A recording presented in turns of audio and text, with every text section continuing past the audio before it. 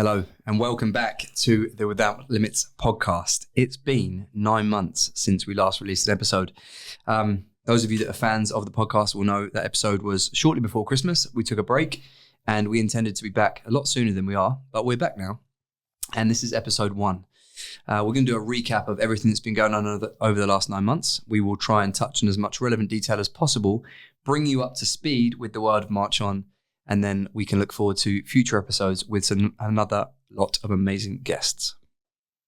Without further ado, I am not the host, but Sam Lopez is. Oh, technically still the host. I'd jump in as producer. Oh, nice title. So yeah, we're going to look at the last 9 months. Do you remember where the business was at roughly when we did release that last episode? Do you know what? I actually don't.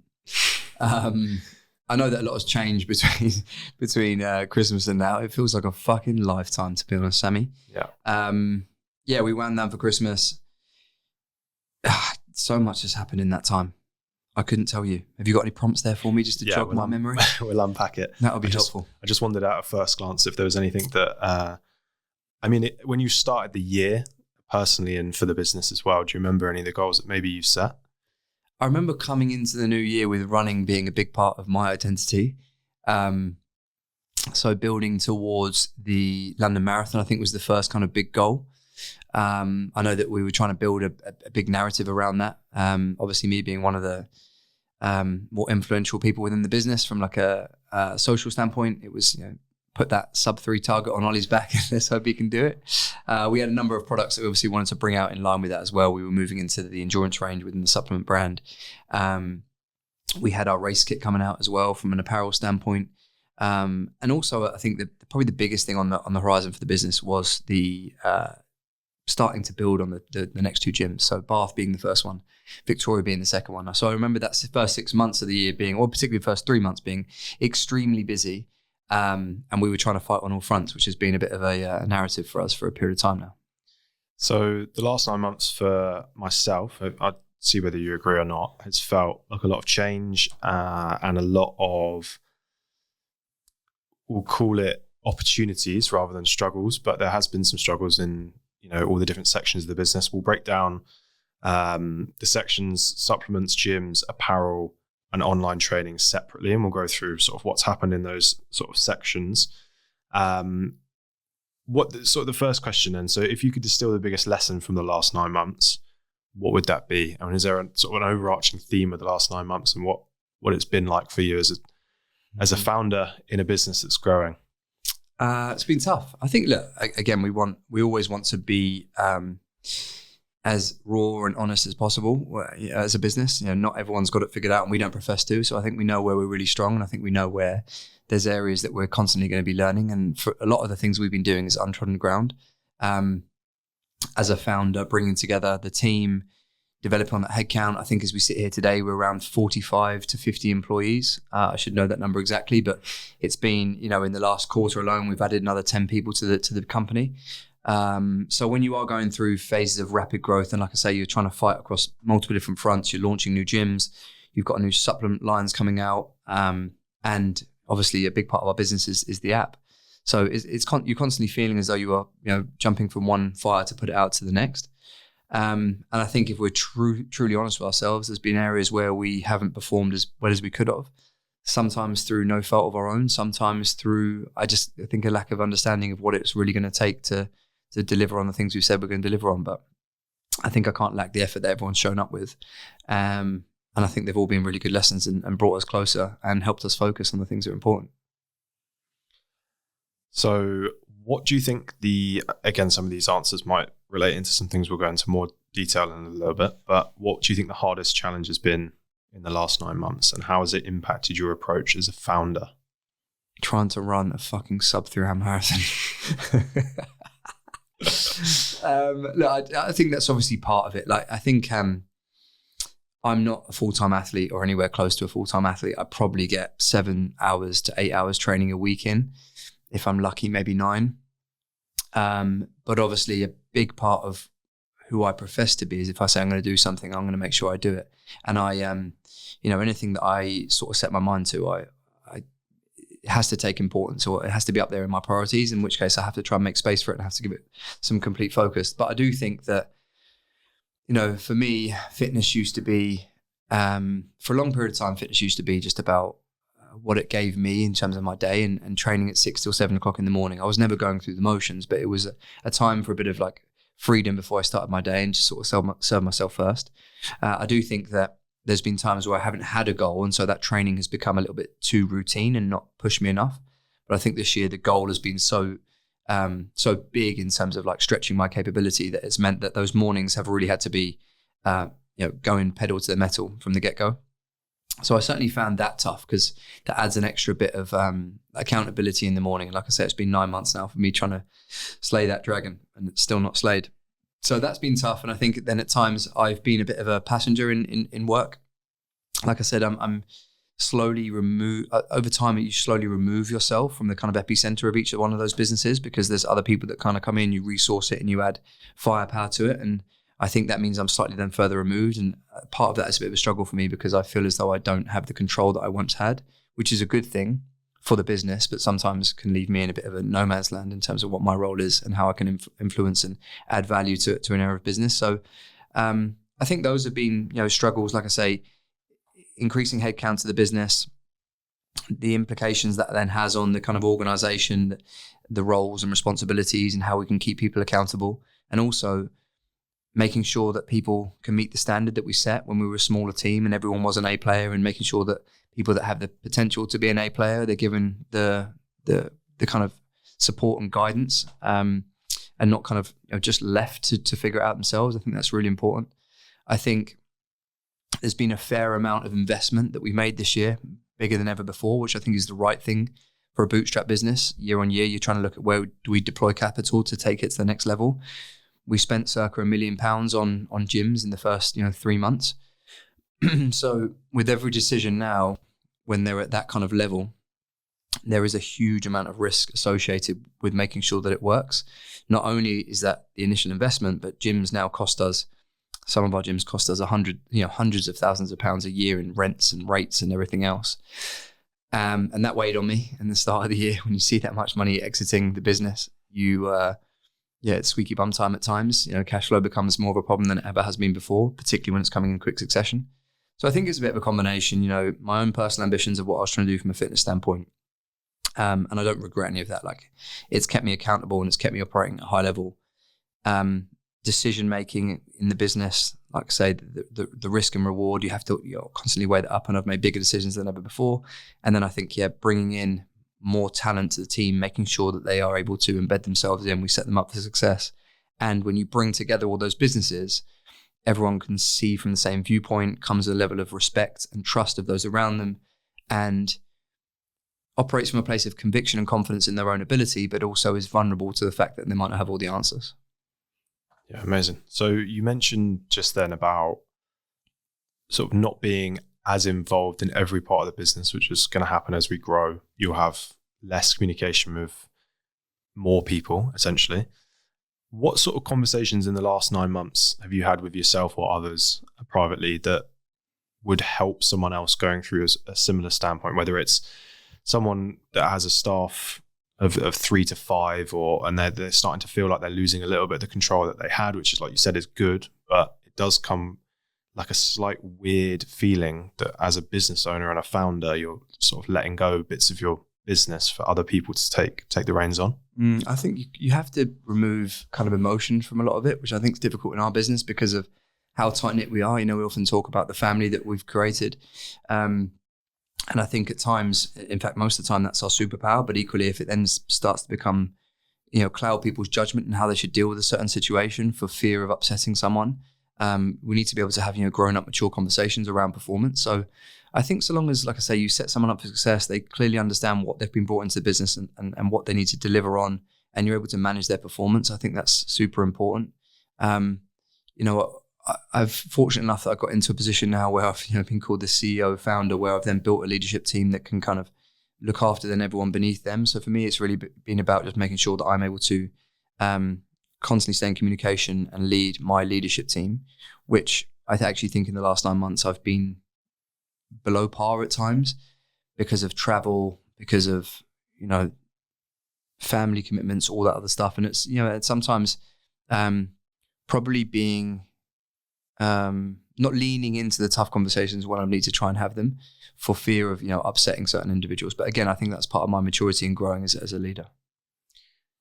So in the last 9 months of building the business, have there any, I'm sure there's been lots of times where discussions around strategy or pivoting or even sort of doubting assumptions that you've made around what the right call is. What does the, is it Monday that you have the senior leadership meeting? You have obviously everyone that looks after all the verticals of the gym of the business in one room, and you go through goals and all that sort of thing. What does that conversation look like in terms of your role of it and what that's looked like in the last 9 months? Really, for me, that the Monday morning is an opportunity for me to get my finger back on the pulse with each one of the businesses. So we look at what's gone on in the last 7 days from the previous meeting, and obviously we're going to peg that to hard data in terms of there's different metrics that we're measuring across different businesses, but we'll look at that data and that'll get presented to me, and then it's an opportunity for each MD to kind of build a narrative of why we're seeing what we're seeing. And then for me to and basically ask them, what's going on in the business and distill that down to 3 to 5 points. I can obviously see the hard data in terms of like the numbers, like I say, the things that we're tracking, and then it's what are the challenges and what are the things that you need support with. And it gives me, because like I say, I play this role of being able to dive into an area of the business, help someone unlock a constraint or bottleneck or create a solution or gives a different perspective, and then sort of like jump out and jump into something else. So understanding what the needs are from one of those leaders that week really helps me then prioritize my time. And I think it's like, I like to keep my diary quite fluid for the rest of the week so I can do those things. It's just when there is contractors to speak to, which was, for the first half of the year, it was all about building these gyms, and I was doing a lot of travel from Bath and London and negotiating with landlords, and there was a lot of legal stuff involved. We were looking at gyms in Manchester, probably getting a little bit carried away with ourselves. And so when I have all those kind of appointments in my diary, it becomes very then difficult for me to stay, finger on the pulse with that. But that's primarily the kind of role of those Monday meetings.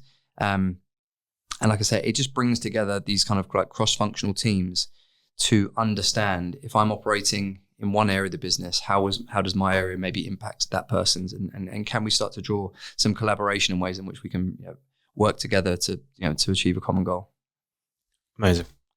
So let's talk about the section of the business. So we start with supplements. Tell me a bit about what's been happening in supplements in the last 9 months. It's been sometimes maybe good, sometimes maybe shit, to be honest. No, that's a little bit too harsh. It's been incredible. I mean, I speak so fondly of the supplements team led by Lauren, an incredible leader. I think if you asked her team what would they give her out of 10, all of them would say 11.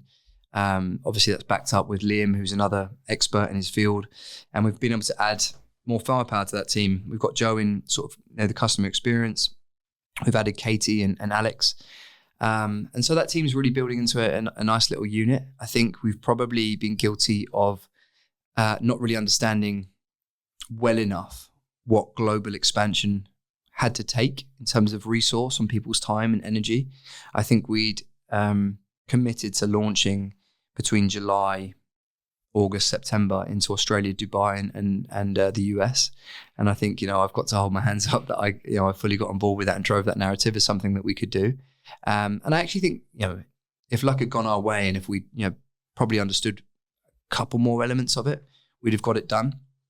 But as ever, like things don't go to plan. And I think that's something that we, I think that's something that's just a learning point. It's been very frustrating. And I think more so for our audiences and communities that are in those countries that I've made promises to, and I haven't been able to keep them, but it will happen, and it's happening imminently.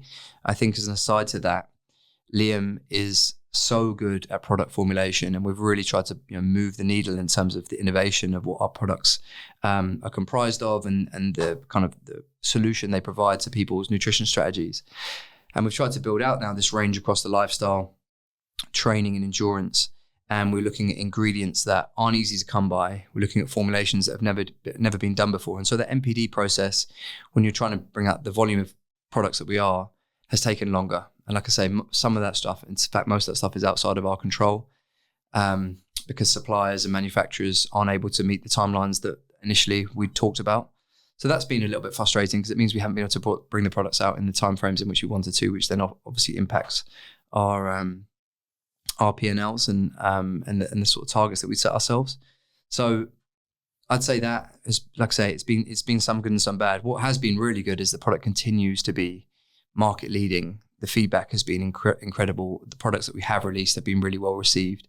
The community has been stronger than ever. We're now the kind of official stockist into all Soho houses in the UK. We're in over 500 gyms across the UK and Ireland.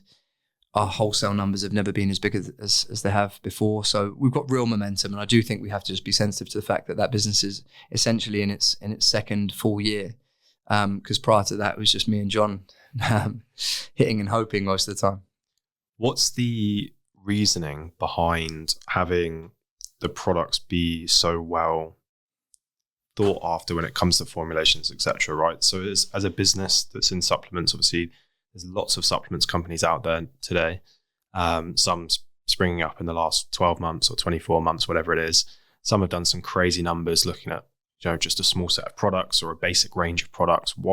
Why put so much time, effort, and resource and financials behind making the products different, using different ingredients, the research-backed ingredients, all that sort of thing? What's the reasoning from your personal standpoint and what the team believes in that business around what that product looks like? I think it's the shared values that we all have. I think, again, when the company's led by myself and Lauren, and to a large degree Liam, in terms of the direction we want to go, we're all people that have been in this industry for 15 plus years, grown up around fitness and the demands of on your body that fitness has, and then the different goals, particularly more recently around endurance endeavors. And so I think if we were going to do something, we want to do something different. We want to do it our way. We don't just want to add to something that's already there. I think when we look at across the sector, there is a number of different brands that that have a product or a tight line of SKUs and just have a media team that helps sell it and an influential person or people that are then on the front of these campaigns. They don't actually have anyone behind there that cares about what the product is. An MPD team. They don't go through rigorous forms of testing to prove that these products work. And then you've got the big, larger corporates that have been around forever, just where the products are all commoditized and it's just like cheap shit that they're able to sell because they've got distribution and volume. I don't really want any part in that because it's not very, very, very exciting. Moreover, from a user, I want to make sure that the products we are taking have a particular use case and they taste great, and also they improve athletic performance. And so when we came into this space, I think if I gave Liam a brief that, you don't have license to go out and find the best ingredients on the planet, he wouldn't want to be here. And I think if I gave Lauren a brief to go, we're just going to do electrolytes, it's not very exciting.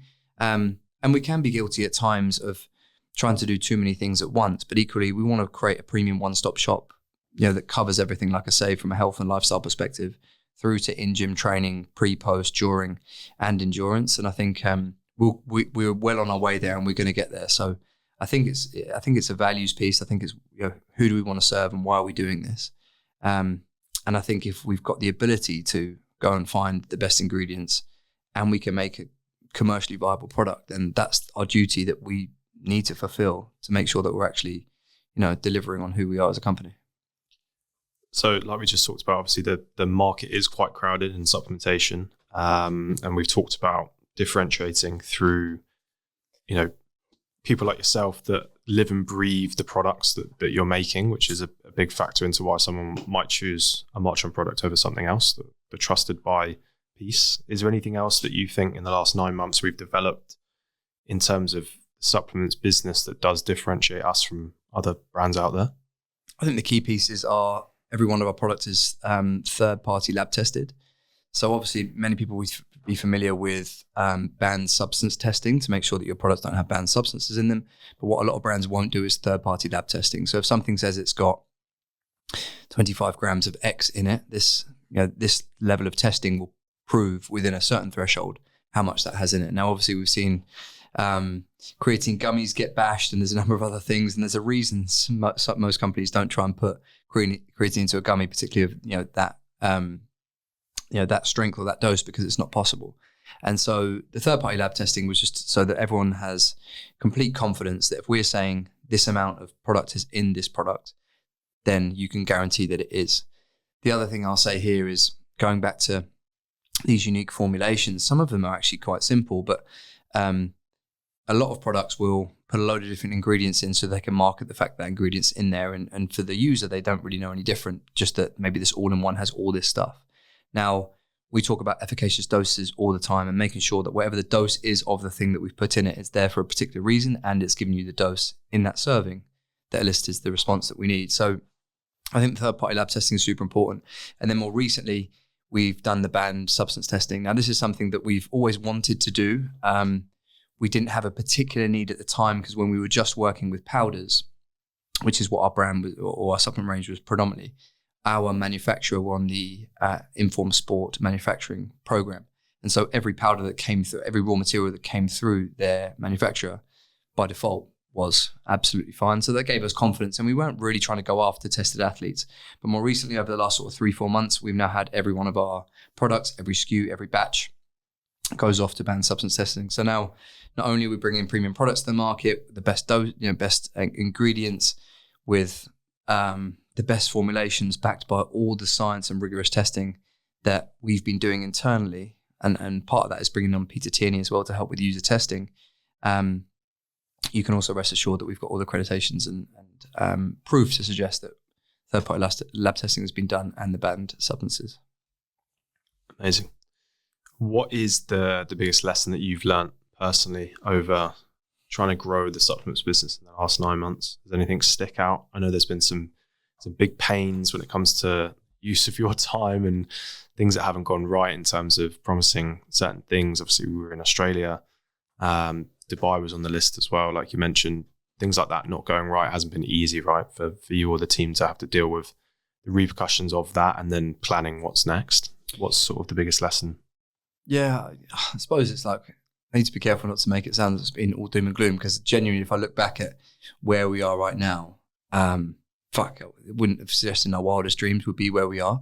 And I'm super, super like excited and optimistic about where we're going to be and close the year out. There's just been a few things. I think when you hold yourself to such a high standard, and like I say, we kind of speak something into existence, we kind of expect it to happen. And I think up until this year, we'd kind of had a lot of the stuff we said were going to happen, actually happened. But I think the toughest thing, none of it's really tough, because I think the beauty of our business and the people that sit around the table in that leadership meeting is everyone's got that founder energy. Everyone's got an energy where it's like, fuck it, we're just going to not fuck around and find out, but we'll make it work. We'll run through that brick wall and see what beast is on the other side, and we'll slay the beast and we'll keep moving forward. And I think that's why we're able to move at speed. We're able to move out with across those different businesses, because everyone's kind of got that energy. So I don't think anything's been particularly frustrating. These are just the usual downsides of startup life. Like I say, when you're learning most things for the first time, you're not going to get it right the first time every time. I think probably the scariest thing or the biggest realization, and again, I talked to this just a little while ago, when you're a bootstrap business and you're not spending someone else's VC dollars on athletes, certain marketing spend, you're able to compress your margins so much and just like launch into retail and get all this visibility and these big fucking PR moments where you're not actually fucking making any money off the back of that. Like that's not how we're building this business.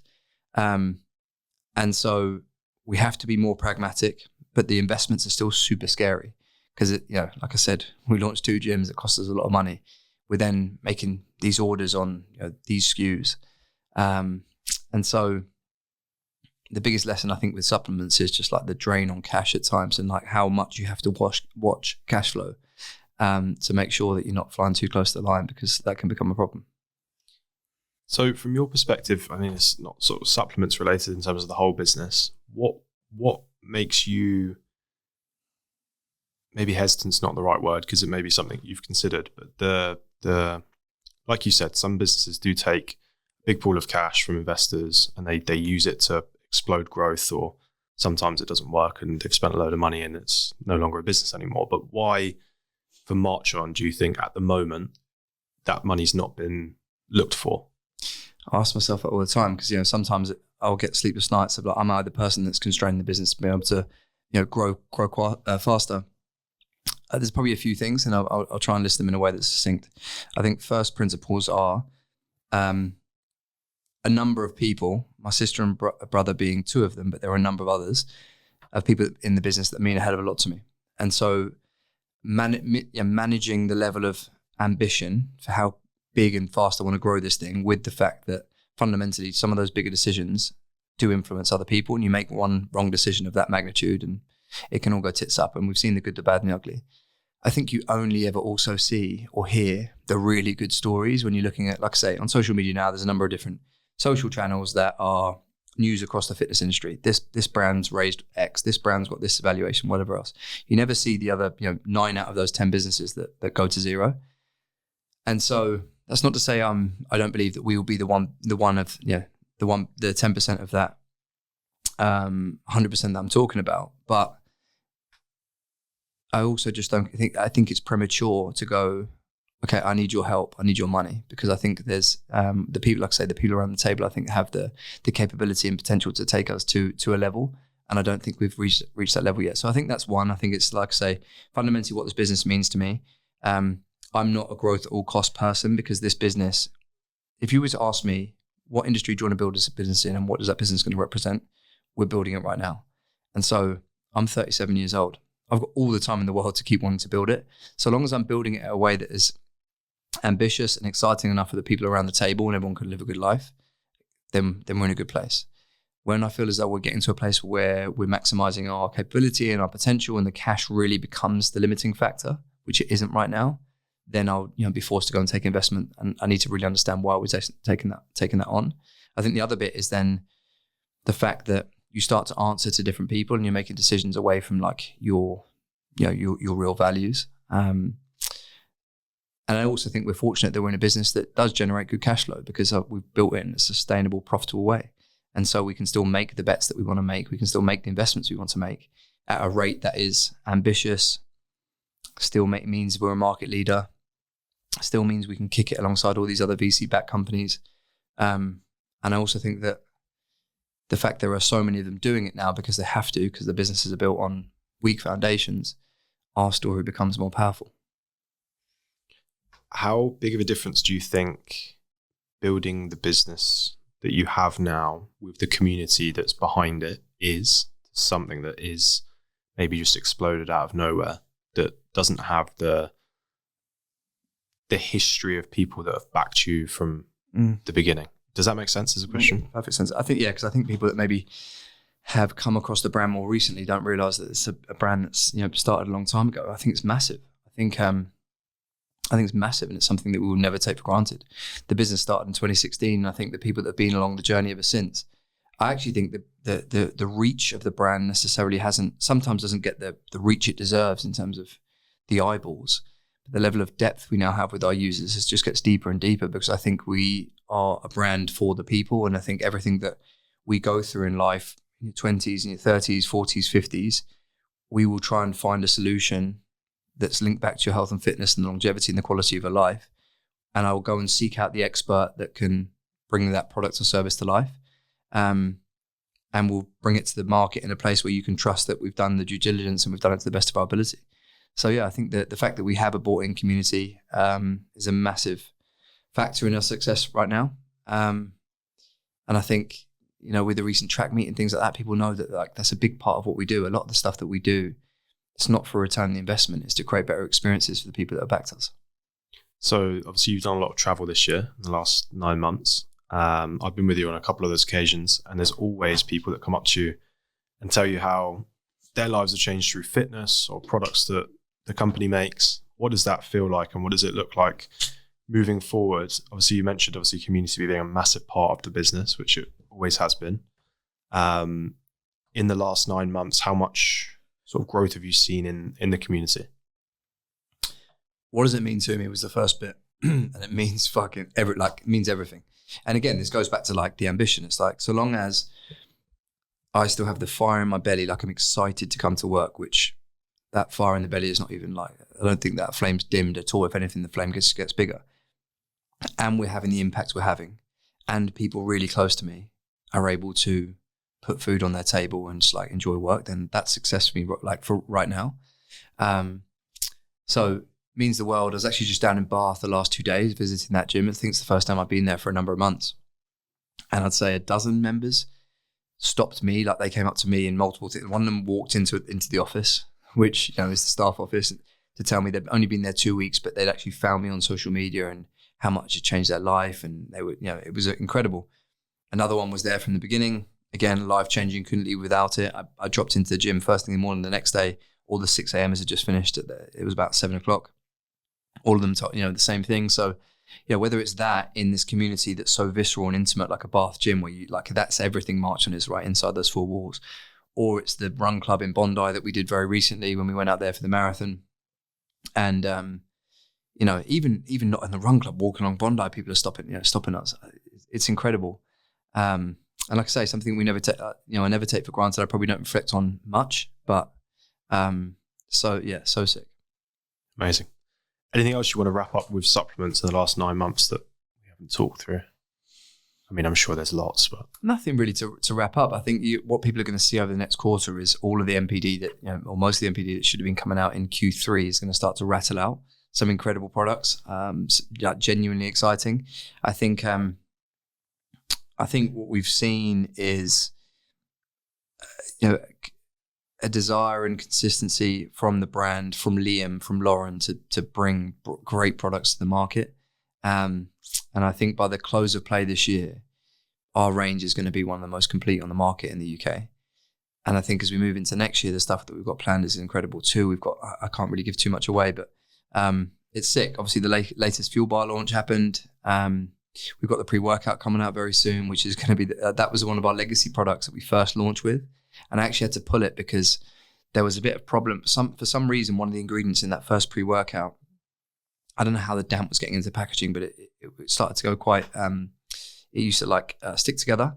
And so I pulled that product and we never brought it back because I just didn't want a product like that out in the market and people buying it. It was going wrong. We've created a brand new pre-workout that's genuinely mind-blowing. I've been using it for the last few strength sessions over the last couple of weeks and it's mind-blowing. So really excited by that. And I think just wrapping up with a nod to the team. Like I said, it's a skeleton team that punch well above their weight. And we're just getting started. Amazing. More to come on the supplement side. So up next, gyms. Like you said, a big focus for you in the first few months of the year was the opening of the 2 gyms. Yep. Those are both now completely open, running, member base flourishing. What can you speak to in the last 9 months of what those gyms have looked like to build? Oh, they're banging, man. Banging. I think separate the subs and the training and everything else that I've gone on to we've gone on to achieve. Back in the day, I was a PT and that's all I wanted to be. And then I went into owning a gym and then it was like, can I have more than one gym? Can I replicate what I've done in one gym in another? And I kind of came out the gates after COVID and opened Stratford without really thinking about what I was doing, just being impatient and wanting to get that open. And Stratford have the most amazing community. These guys travel together, they go on holiday together, High Rocks is around Europe, Athex is, turf games, all that jazz. There's a really good, sophisticated group of great athletes in there, and there's people that have trained for the first time. So a sick community, but it is in the arse end of Stratford, if we're real about it. And there are some times where it's like Groundhog Day in terms of growing that gym. So I think really it kind of dampened our confidence of what role can the gyms play. But that being said, when we look at it objectively, there are a number of reasons why it is such, right? Like I said, and I think we never really got the credit we deserved from a gym perspective until you go into London. And the opportunity to do something with Justin Newsey down in Bath was just an opportunity we couldn't give up. So we've created 2 beautiful gyms. Anyone that walks into Bath, please go to our gym. Anyone that goes into London, you need to go to Victoria too. So 2 beautiful gyms in amazing locations and amazing buildings. Bath has caught fire. I think we're at 230 members, which is wild. And Victoria is tracking above what we expected. I think it's provided another tangible experience for what the Marchon brand represents, for the communities themselves that sit within it, for the members. Like I said, being in Bath the other day, it's just visceral, what these things do for the community and genuinely life-changing. And I think that does get those terms get banded around so much, but people come and tell me, to my face, look at me in the eyes and say this stuff, and it's mental. So it's been incredible. And I think actually going back to other sort of first principles of why I wanted to start this business was about a career in fitness and future-proofing, not only my career, but those people around me in my peer group. So giving the opportunities to these coaches, Rachel relocating from Harpenden down to Bath, Paddy having another opportunity to start a gym over in Victoria, build a new team out. And I could mention all the coaches that sit within those gyms, equally the coaches at Stratford and Harpenden. You've now got a team of coaches that sit across these different gyms, that collaborate, that challenge each other, that support each other. And then behind that, there's circa 1,000 members across those gyms that we get to change their lives on a daily basis. So despite all the investment, which, like I say, that was very tough at times to see that much money go out of the business, particularly when you think about what you could have spent it on elsewhere, wouldn't change anything. And I want to get closer to gyms over the next sort of 6 months to really get my finger on the pulse with which direction we take now in terms of the next ones, because we've obviously talked about other locations and really understand where we're going to go next with it. I was going to ask you which section of the business you're most proud of, but I feel like that's like asking a dad to pick their favorite child. So I won't ask you that, but is the gyms and the physical locations, do they have a sort of a separate space in your heart because of, like you said, where this business began with you, Charlie, Al, in that small space, even yourself when you were personal training, having those 4 walls that has your name on it and, it is yours. Is that going to continue to be a special thing for you? I think they'll always be the most special because, like I say, it's the most potent experience of what Marchon is. Like being inside that gym. Well, we just did a group workout today, but I'll link back to this couple of days I just spent in Bath. Like being inside those 4 walls, you could tell me to do any task and I'm inside the 4 walls of a gym, like whatever it is. Like it's just the environment, it's the office. It's just like I just feel so at home. And then when you see people coming and going and treating the place like their home too, and they're so, obviously the people that are new to the gym don't necessarily feel that way, but when the community's formed and it's been like there's a little bit of wear and tear and it's been worn a little bit and people are really comfortable in there, it's fucking beautiful. It really becomes that third space. And I think that's, like I said, it's the most potent form of what Marchon stands for. Talking to the piece you said there about what's your favorite part of the business, I don't have a favorite part, but actually what was fucking sick yesterday was I was wearing a Marchon tank, doing the Marchon app, doing the train program in Marchon bath, and then afterwards I drank a Marchon shake. And it's not like I'm just drinking some white label protein, and it's not like I'm just using some third party app on True Coach that Charlie's written a program on, and it's not like I'm just training in some fucking bog standard gym.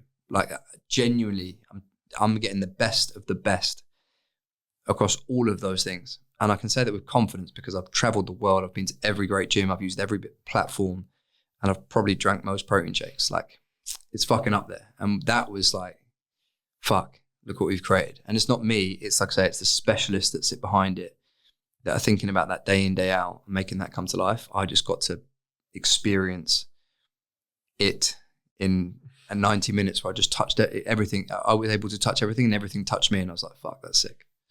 And as someone who's, I think you'd agree, not incredible at reflecting, having a moment like that, what sort of things were you thinking about when you were looking back on, where it started and, the things that you have now in terms of, like you said, those touch points that you'd experienced, knowing that they're out there for everyone else as well? Yeah, I think, like I say, the last 3 months have been tough from a performance standpoint for the business. Seasonality of the fitness industry, the rapid growth of the business, fighting for focus and attention and whatever else. So to have this moment as we go into Q4, and like I say, everything's now set up really for success. When I'm training one of those gyms that launched that year, it's got X amount of members, and it was amazing. The first time the last 2 days or last 3 days, this week, sorry, is the first time where I've really sat down to focus on what the Marchon training app is going to, this new iteration where we're going into. I've obviously been privy and in a lot of the conversations and talking through the developments. It's been going on for 3-4 months now, but to be able to touch and feel it and do a workout, first squats this year, post-marathon, which again was like way more familiar for me. And then to drink that protein shake in the brand new tub with the brand new packaging, you realize that you fucking achieved a lot this year. To your point, I don't necessarily reflect on it as well as I should, but at least I acknowledged it. We'll take it. What are the lessons in the last 9 months for building those 2 gyms and the gyms that you have elsewhere in staff memberships or locations that maybe has surprised you? Has anything come out of the blue? Obviously, you've been running gyms now for a number of years. Has anything changed this year in terms of that has surprised you? Just shout outs really. I've got first give a shout out to my good mate Chris Patterson for helping me project manage and deliver on those gyms. I think, anyone that's ever built a house or done an extension or done anything like that, you realize how fucking stressful it is, and budgets can soon get thrown out the window. So I think that's a very fortunate that my best mate has supported me and helped me through that. I think what it does show you when you put gyms in those locations, that your people are everything. And again, whether it's a Paddy, a Justin, a Catty, a Brandon, a Deshaun, or Rachel, you can list them all. Making sure that you've got a great team. The amount of people that said to me in Bath how good the coaching team are. And I sort of take it for granted because, again, when we think about product and where Marchon started, we've always been about trying to find the world's best coaches. So I think what it shows, if you're trying to replicate something in a new market, you've got to have a key point of difference. You can't just go in and do the same thing. You shouldn't be going in and going, what are the other gyms charging? What are their models? How do I fit alongside that? You need to be really confident in who you are and go in there and just run your own race. And that's not to say we weren't guilty of looking at the market and what are our quote unquote competitors doing. But what's been very evident is us just being ruthlessly ourselves has been the thing that actually given us the voice and the momentum we have. But the people being the other big part of it. I just think like we're way more prepared now for how we launch a gym, and then the sort of steps from 6 weeks out from launch day, what the next bit looks like. So I think it's a bit more of a formality. It's like I say, it's just that the level in which we're operating now, the level of investment has to be huge. Otherwise, people aren't going to get a Marchon experience. And if they're not getting a Marchon experience, why are we doing it? Amazing. So last question I had about the gyms. I assume there's plans to keep scaling. So in that case, what do you think so far has been the recipe for maintaining brand values as we've scaled? Obviously, like we talked about right at the start, you're in less of the conversations nowadays than you were a few years ago or even a year ago when it comes to the gym, supplements, everything like that.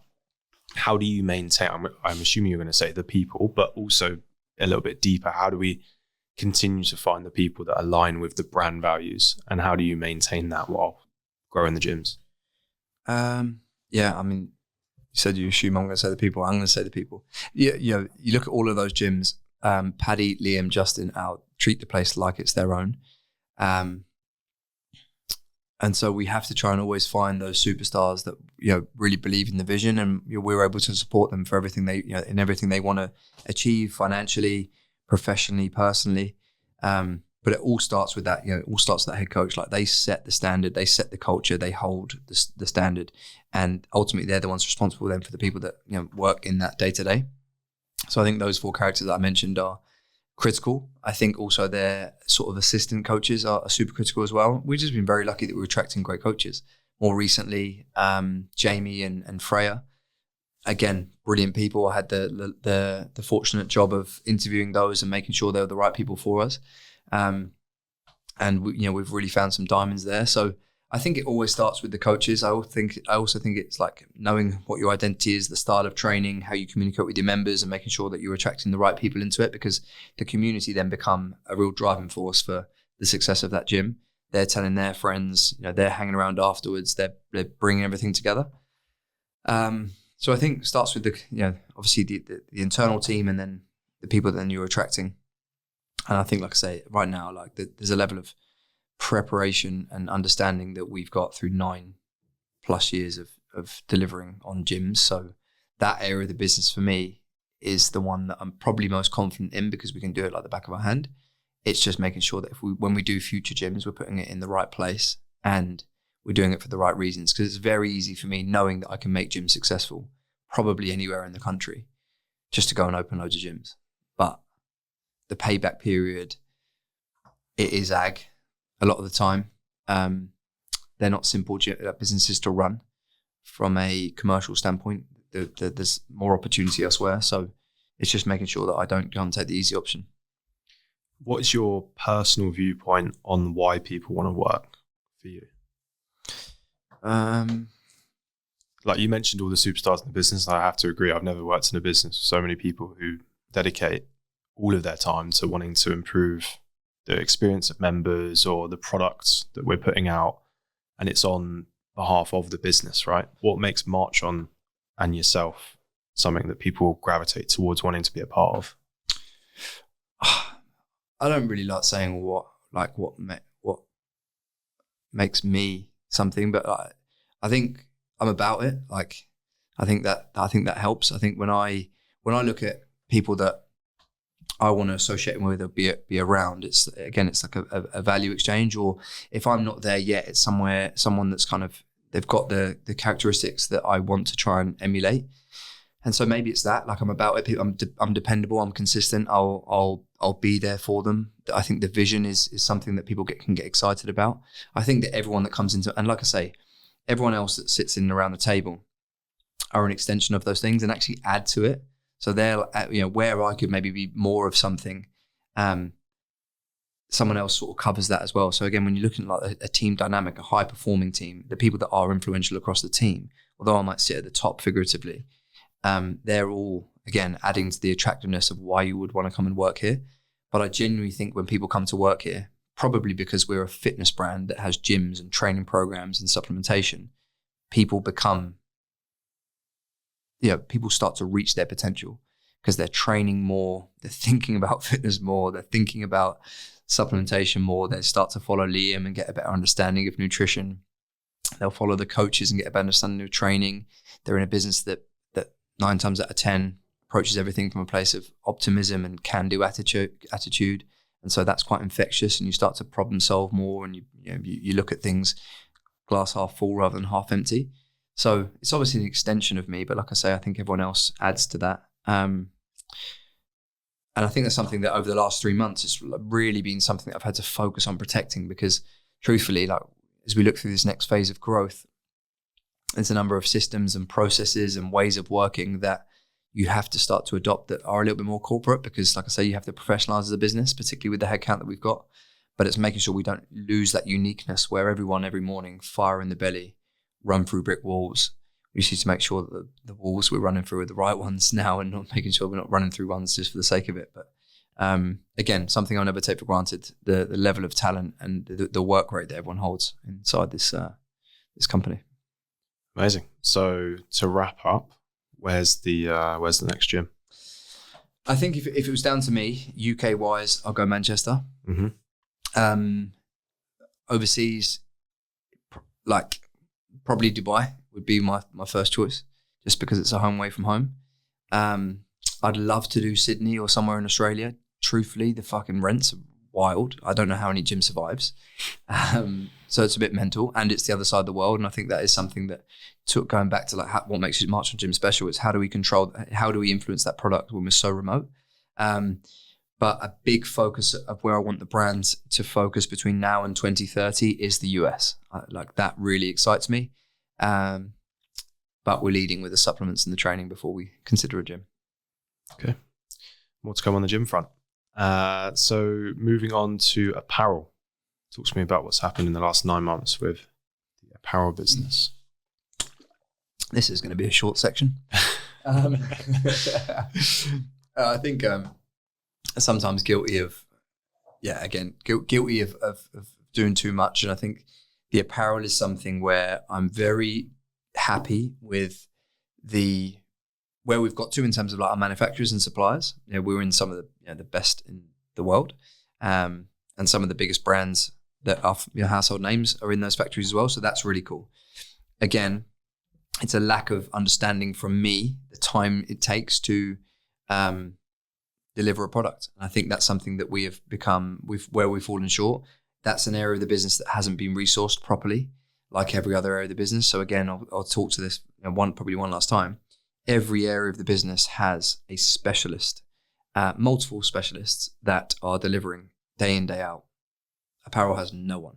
It's got me and John, with support of Lawrence and Fran over time. And so where we've just gone wrong is like, we'll release a heavyweight cotton tracksuit in fucking summer. We'll create a running capsule for the London Marathon, and we missed the London Marathon by 2 months. We will do a restock of t-shirts, but because we're now talking about all the other areas of the brands, like, we won't be able to land the t-shirts as well as we wanted to in terms of our marketing. And then we're sitting on inventory for a period of time. So we have some great products. grateful for people that buy them and that rock them. I see it out in places and it's sick. I think people are confident in the product now and what we can bring to market. And I'm very excited to announce that we have our head of apparel joining the business on the 1st of October, and we are recording right now on the 26th of September. So Ash joins the company. He has been at some massive brands in the UK. I won't name them, but he brings a serious amount of experience to the party. And I'm actually going to Portugal with him on Wednesday next week to visit our manufacturers and get that party started. Amazing. What do you envision for the next sort of 12 months through apparel? I think just having some core pieces that are always on. Again, it's like we want people to start their day with a Marchon protein shake and putting on a Marchon t-shirt and hopefully doing a Marchon workout. And I think if we can bring best in class across all of those things, which I think we're there with the others, then we have a chance of supporting our community. And so some always on product that is, like I say, best in class. And then we're going to look at some more detailed elements where there is more specialist components required for the sports that people are doing, whether it's running or training. But again, I think it's a process and we just have to make sure that we're patient in that process. And the other big part for us is making sure we can service our female audience as well as we do our male. Amazing. You're also quite close to founders in this space when it comes to apparel. Have you learned anything about the apparel business that you found interesting in the last sort of year, or has it been mostly business advice that you've lent on them for? I think if that was our singular focus, we'd be away at the races. Like I said, I think like I'm someone who likes nice things in life, and I wear Marchon apparel every day. I'm obviously fortunate that I can have access to it all, and I'm getting all the latest drops and whatever else. So I literally am head to toe in Marchon apparel. And I could probably, from all the major sports brands, get all that clothes for free and be head to toe in it, but I choose to wear Marchon. Because it's Marchon, but also because the quality of the product is there. And so I think if it was our singular focus, we'd be away at the races. But to your point, I'm very lucky that I'm friendly with a number of founders in that space. And they've just been doing it a lot longer. And so they've done the 10,000 hours plus, and they're much better at it. And they've got a team of people that are much better than me and John spending sometimes a couple of hours a week trying to move it forward. So again, likening it to the supplements, there is a time that you need to allow from ideation, creating the products, sampling the products, making changes, the lead times with your manufacturers, sourcing better materials. And we just haven't appreciated that time yet. We haven't just baked that into our, the kind of rhythm of the company. Because it's kind of been somewhat of not necessarily an afterthought, but it's been something that we've been thinking about without appreciating the time things take. And then we've just got our timing a little bit wrong. But that will change. People will genuinely see a step change in this back half of the year as we lead into 2026. And like I say, the person we've brought in has worked at some of the biggest brands in the, on UK soil when it comes to performance, like training and things. So I'm excited. Has it been a surprise? Like you said, at times it might be difficult to grasp if you've never been in the apparel business, how long things might take. Has that been a surprise for you? Where usually, when it comes to a tech business, the idea comes, you design it, put it out. It's quite quick. Maybe for the gyms, again, the implementation of like a new coaching practice when it comes to doing a session or whatever might be quite quick.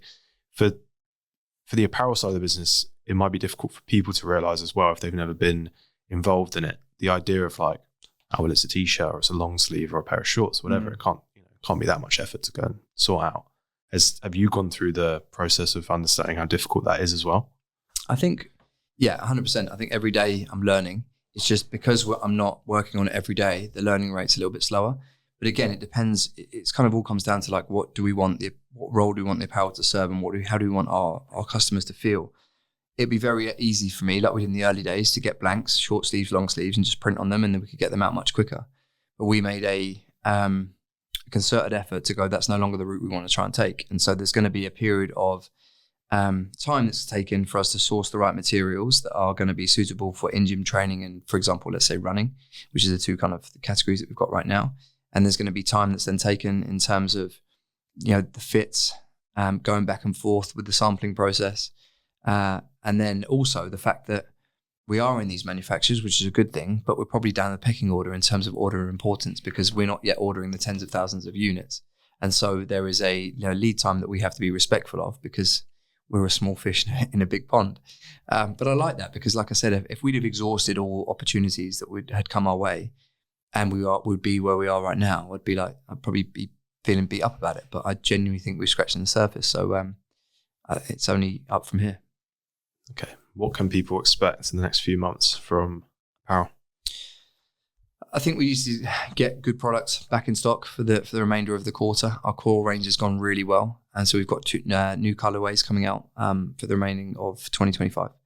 And then as we build in 2026, I think it's about building out those ranges. So like I said, the running more technical pieces, the in-gym training and our lifestyle range, and then trying to add to that something for the ladies. It's going to be a process. I think it's too early for me to put stuff out to the world of how quickly they're going to expect it because I've had my fingers burnt doing that before. But I'm really looking forward to working alongside Ash, him being able to bring the vision for apparel to life. And like I said, he's 10 years in the game, come from a really big company. And so for him to believe in the vision and to be as excited about it as I am, going back to how do we attack this kind of talent, is genuinely exciting. And he actually came on recommendation through another big brand that everyone will be familiar with. And so we've managed to get someone that, like I say, is the right voice around the table now to take this to the next level. So last section, online training. Talk to me about what's been going on. Everything. What's been going on? Obviously, we sit here 5 days out from relaunching the app. Mm-hmm. Again, I think it's been a tough couple of months in terms of growth from a growth perspective. I think there's a number of reasons for that. I've been off obviously trying to run sub 3 hours and obviously got a big part to play in driving member retention and acquisition into the app. The app is first and foremost for people that want to train in the gym. And I still think that people wanting to be in shape and people getting stronger and strength training is it's going to stand the test of time. So I don't necessarily think that this running boom is the problem, but I think that some real focus from me probably has been missing. So I hold my hands up there. But the app has continued to go from strength to strength in terms of what it represents. We just thought we could do a little bit better. And so it's gone through a whole refresh over the last 3 months, from the way we present our workouts to the way we onboard people and the kind of pathways that as we've called it. We now want to serve people from an aesthetic standpoint, from a training for life standpoint and a performance standpoint. And the different programs will now sit within those pathways. Everything from getting in shape through GAIN and the SHAPE program, which is, aesthetics driven. The TRAIN program, we've got a GPP program and functional physiques coming back for people that are more time constrained, that are just, some probably like me, someone that just wants to train to feel good, to look after my kids and still be fairly athletic. And then we've got our performance pathways with high rocks and compete, etc. So that's been really good now because I think we've got more clarity for how we serve the modern day fitness consumer. I think the other part to discuss is everyone's now looking for AI generated programming, and it's become a little bit more commoditized now, how you can access programming and how sophisticated that program is. There's some really good stuff out there. And so we've really lent into the other side of the coin, which is who are the experts again that sit behind those programs. So we've hired David Sharonke, who's a CrossFit, competing in the CrossFit Games, over 10, 15 years of coaching experience. We've hired Alfie Manthorpe for our marathon programs, who is one of the best runners in the country, on his way to being one of the best runners in the country, but probably for his age, the guy is a fountain of knowledge when it comes to coaching. I've never met someone like him in terms of how much he knows about the particular subject. So that's really exciting. Like I say, leaning into the education and the IP and the expertise of the coaches. So building out that coaching roster. We've been working with more athletes and ambassadors in the sports themselves, from high rocks through to CrossFit. And I think now, where we want to try and take the app is above and beyond the ability just to track your workouts and see your progress, was baking in these wearables and all of the bits of data that can really inform decision making on a day-to-day basis that doesn't actually inform it though currently, because people get these scores and they get these metrics and they wear the wearable, but they don't know what the fuck to do with it thereafter. And so we brought on Dr. Peter Tierney, who is a sports scientists to help us build out some of these scores. And so now as the app relaunches, we'll look at objective data, how are you actually feeling, how ready are you, sleep, etc., with some subjective data. With subjective data to then be able to personalize your program in any given day so that you actually get the workout that you need for a very affordable price in line with your goals. So that's really, really exciting. Tech team have been going crazy, above and beyond, working 12, 15-hour days.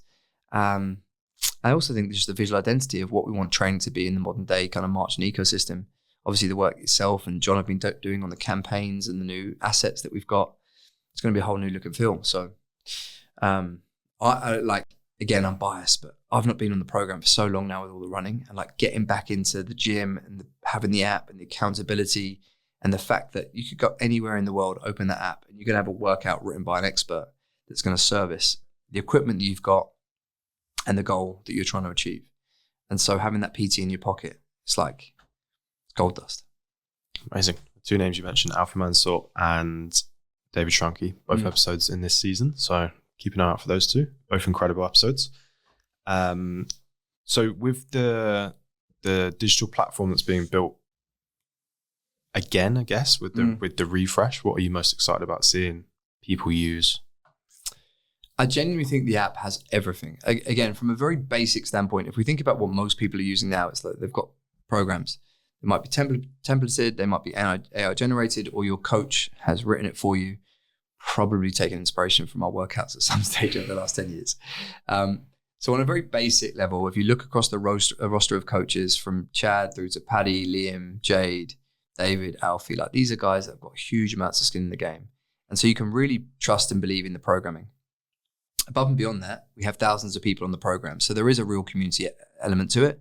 Things like the leaderboard, the locker rooms, like you can conversate, you could find someone in your local area that's on the same program and go work out together. So bringing the community together, I think is a big bit. But I think the scores and the dynamic nature of the app, we've got a momentum score that is dynamic, so it builds up and down based on your adherence to the program. You can see streaks. We've got an AI coach. Now, again, I've mentioned that the coach writes the program, but let's say, for example, it says 80% of your 1RM. You just ask the AI coach, for example, what's 80% of my 1RM? But your 1RM is already stored in the history and it starts to spit these things out. Or I've not got access to a cable machine. It's asking me to do a cable pull down. What should I do instead? So again, I just think it's like those little touches are just brilliant. On top of that, we have the nutrition section, which has gone through a whole new refresh as well. So you can set your goals, customize your macros, your calories. You can track all your food with voice activation. There's genuinely nothing that this app leaves on the table for people. Training programs from aesthetic goals through to competitive goals, marathon programs, nutrition. Even Liam Holmes, our head of nutrition, consults on the nutrition section. He's got guides in there. I mean, I'm blown away by it, and I've been in this game for 15 years. So I think October is going to be a really good moment for us, just giving the app some momentum, because I do think, like I say, attention has gone elsewhere in the business, but bringing it back to that. We want to reach as many people globally as we can. And then I think we're building towards the kind of the main relaunch as we head into January with loyalty schemes, the ability to earn rewards. Those rewards can unlock different opportunities across the Marchon ecosystem, but then with brands outside of it. There's lots of collaborations and partnerships with other cool brands. So we want the app to be the thing that 100,000 people can touch worldwide. And we're also going to look at ways in which we can make it more commercially viable for people that maybe don't want to spend as much on their fitness. It's super interesting here you talk about the app because, like we talked about, the gyms will always have a place that's special to you because of where this business came from. But whenever we travel, whenever I'm with you and you meet someone, the most proud I see you is when you're showing them the app. I wish I had a clip to insert, but I never think it's the right time to record you when you're talking to someone influential, whether it's an investor or a type person or whoever. But seeing you talk through, showing them, and then you can do this and you can do this, and then their face is lighting up, being like, wow, I've not seen this before. And you're like, oh no, that's not it. There's all this other stuff as well. It's the most proud I see you showing a product of yours. Do you think that's fair to say that the app, where it might not be it might not have the biggest space in your heart because of sentimentally what the gyms mean, it maybe is the most exciting in terms of what what it could be. Yeah, 100%. I mean, what would be even sicker is if I could take that investor or influential person, give them the app in their hand, they walk into a Marchon gym, they see the workout they're doing on the app, they can track it, and then they drink a protein shake afterwards. But I suppose when I'm traveling around the world, it's like a physical piece of what Marchon represents that I can show them. Truth be told, I started online coaching back in 2014. I had a bit of a social profile, probably that I'd earned through rugby and doing some different fitness bits and pieces. And so I started delivering programming on Google Sheets back then. In 2016, when we launched the gym, we were using True Coach, and we had this group program. We then launched Functional Physiques. And so we've trained people online for well over 10 years. I don't think technology from an app standpoint has developed that much. And I know that sounds counterintuitive to AI and where we are now in terms of advancements of technology, but in terms of like giving the user what they need, written by a coach on a platform that is seamless and that covers everything. I genuinely don't, it's not out there. It's not out there. And all these third-party apps that great coaches are now using are clunky and they're terrible. I've literally looked at we've used all of them, and we've pulled all of them apart. So the reason I'm so excited about it, and the reason people's reaction is so good, is because it's genuinely fucking the best thing on the market. We just need to get it to more people. And I think there's a number of different reasons why we haven't got it to more people. Like I said, sometimes we're vying for attention in the business about what we're talking about. If some of the influential people in the business are off running marathons and doing other things as well, that's time where people aren't able to really see the app. Like say from price point, I think realistically over the last 3 years, people have access to good programming for a much cheaper price point. And so we need to be more competitive there. But yeah, I also think it has an equal piece of my heart to the gyms, because an extension of what the gyms was, which was the training program first and foremost. And as much as we've got great lighting and great equipment, it's the training program and how we make people feel that is the thing at the end of the day. But I remember when I was starting out, I always wanted to build an app. Like even 2016, 2020, I want to build an app. I just didn't know how to. So now we've actually built one. And our engineers and our product team are fucking killers. And it's ours. And knowing how much we invest into it, like we're talking big numbers. We're talking more than gyms.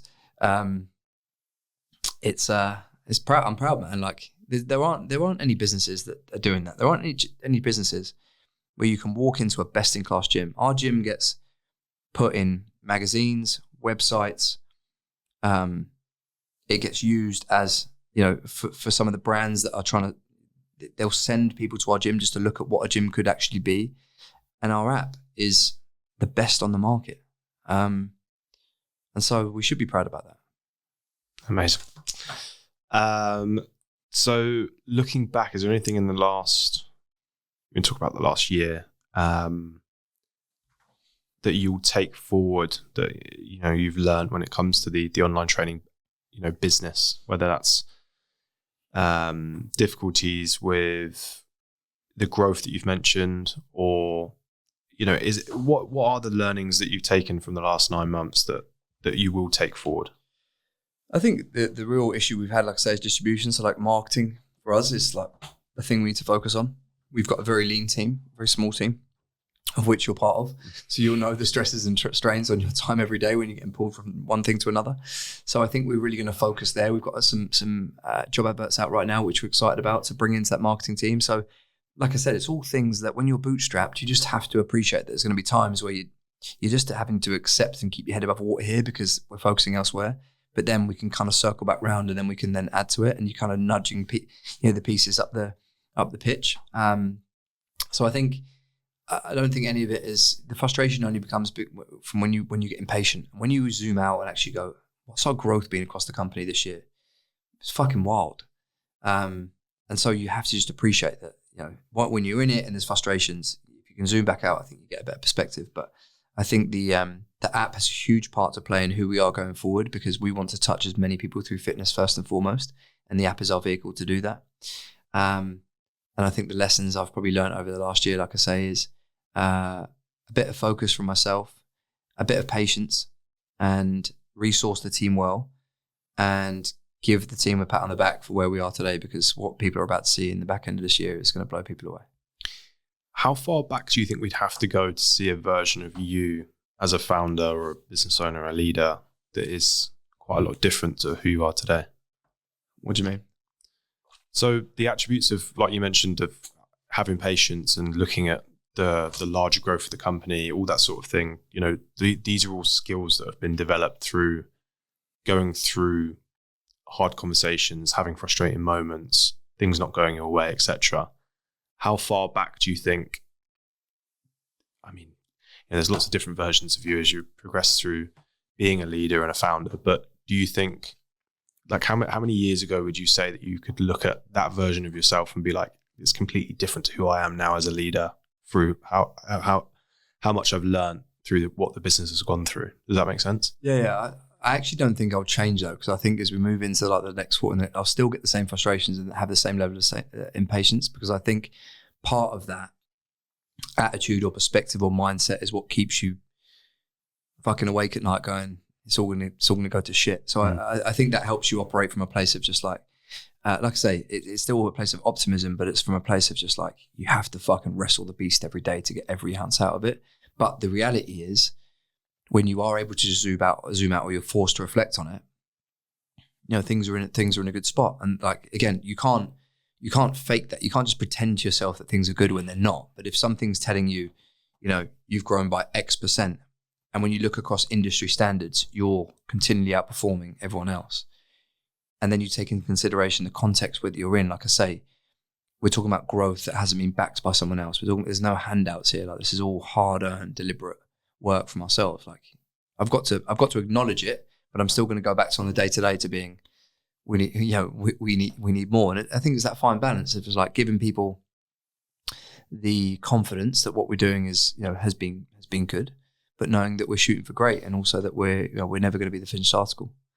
And like I say, we're still early, and, you know, I know we're sort of 9-10 years in from a gym perspective, but we're still very early from a tech perspective, very early from a supplements perspective. So you need years of data to be able to look at trends and look at things. At the moment, it's kind of hard to decipher whether things are through deliberate things we've done, or whether things are, you know, by chance.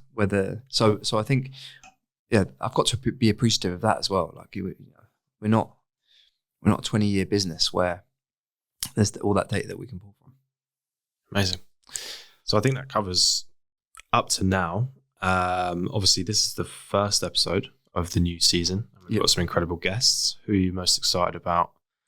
People listening to. Can't make me do that, man. No, just not singular, but who are some of the names that you are excited to put out? There's been some incredible conversations. I think we've tried to bring it back a little bit more to training-focused conversations this year. There's a large portion of the series that are training-focused.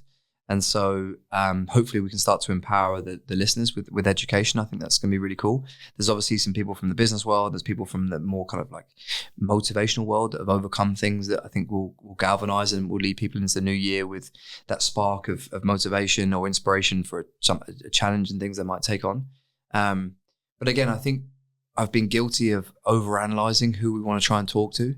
We always want to maintain that really high caliber of guest, but actually what I get from talking to people, whether they've got 1,000 followers or, you know, 1 million followers, is sometimes comparable. So I think it's just a lesson to myself to like think about just the consistency of getting these conversations out, and hopefully there's something in there for everyone over time. Amazing. Look forward to it. Hopefully the episodes get better from here, because I feel as though I've waffled for a long time there. That is the end of episode 1. We haven't quite decided yet we're going to kick things off with from our guests, but we'll be back very soon. Thank you, mate. Thanks, bro.